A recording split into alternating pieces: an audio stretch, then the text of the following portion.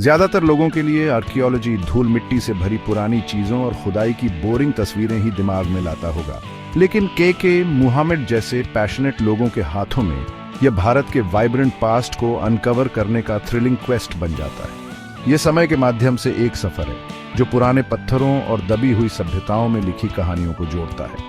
वो दिन गए जब आर्कियोलॉजी को एक बोरिंग और बेकार सब्जेक्ट माना जाता था।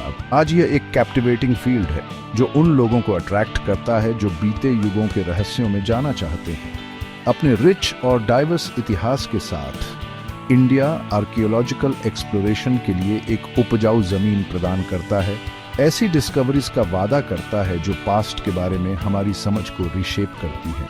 इंडियन आर्कियोलॉजी का सिनोनिम के मुहम्मद इस ट्रांसफॉर्मेशन में इंस्ट्रूमेंटल रहे हैं। उनके रिलेंटलेस डेडिकेशन और ग्राउंड ब्रेकिंग काम ने न केवल सिग्निफिकेंट हिस्टोरिकल साइट्स को अनअर्थ किया है, बल्कि कई लोगों के दिलों में आर्कियोलॉजी के लिए एक पैशन भी जगाया है। उनका जर्नी हमारे पास्ट को इल्यूमिनेट करने और हमारे प्रेजेंट को शेप करने के लिए आर्कियोलॉजी की पावर का प्रमाण है। आम धारणा के विपरीत एक आर्कियोलॉजिस्ट की लाइफ ग्लैमरस नहीं होती है। ये चैलेंजेस से भरी होती है, खासकर इंडिया जैसे देश में जहां एंशिएंट साइट्स अक्सर रिमोट और इनएक्सेसिबल एरियाज में स्थित होते हैं। आर्कियोलॉजिस्ट्स अक्सर खुद को न केवल एलिमेंट्स से बल्कि मैन मेड ऑब्स्टिकल्स से भी लड़ते हुए पाते हैं। डकैत, माइनिंग माफियास और बढ़ता अर्बनाइजेशन इंडिया के आर्कियोलॉजिकल ट्रेजर्स के लिए सिग्निफिकेंट थ्रेट्स हैं। इन साइट्स को लूटिंग और डिस्ट्रक्शन से बचाना एक कांस्टेंट स्ट्रगल बन जाता है जो उन लोगों से अनवेवरिंग कमिटमेंट और करेज की मांग करता है जो अपनी लाइफ इनके प्रिजर्वेशन के लिए डेडिकेट करते हैं।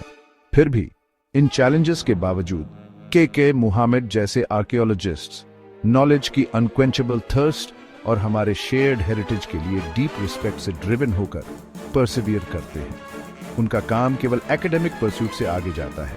ये हमारी कलेक्टिव मेमोरी को सेफगार्ड करने और ये इंश्योर करने का मिशन है कि हमारे एंसेस्टर्स की कहानियां आने वाली जनरेशंस को इंस्पायर करती रहें। आर्कियोलॉजी का एक सबसे रिमार्केबल पहलू रूइंस में जान फूंकने की समय के टुकड़ों से पास्ट को रिकंस्ट्रक्ट करने की क्षमता है। बैटेश्वर में के मुहम्मद का काम इस ट्रांसफॉर्मेटिव पावर का एक शाइनिंग एग्जाम्पल है। बैटेश्वर जो कभी टेम्पल्स का एक फॉरगॉटन सिटी था, रूइंस में पड़ा था। इसके मैग्निफिसेंट स्ट्रक्चर्स मलबे में तब्दील हो गए थे।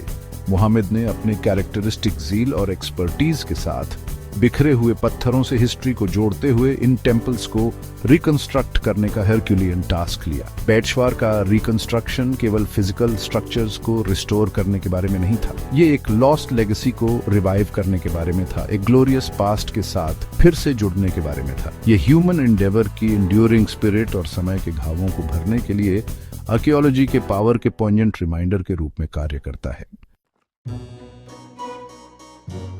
जैसे ही हम समय की गहराई से अनअर्थ हुए वंडर्स पर मार्वल करते हैं, हेरिटेज प्रिजर्वेशन के महत्व को पहचानना इंपेरेटिव हो जाता है।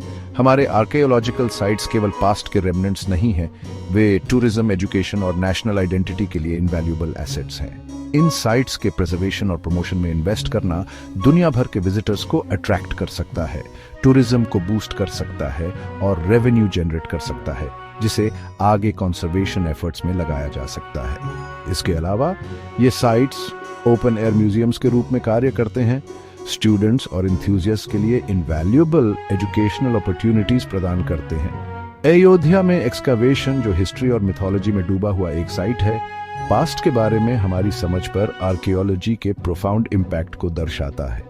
पिलर्स और अन्य आर्टिफैक्ट्स की डिस्कवरी ने साइट के एंशिएंट ओरिजिन्स पर लाइट डाली है, डिबेट और डिस्कशन को स्पार्क किया है जो हिस्ट्री के बारे में हमारी परसेप्शन को शेप करते रहते हैं। हराप्पा और मोहेंजोदारो की बसलिंग स्ट्रीट से नालंदा के रूइंस तक इंडिया आर्कियोलॉजिकल वंडर्स का ट्रेजर ट्रोव है।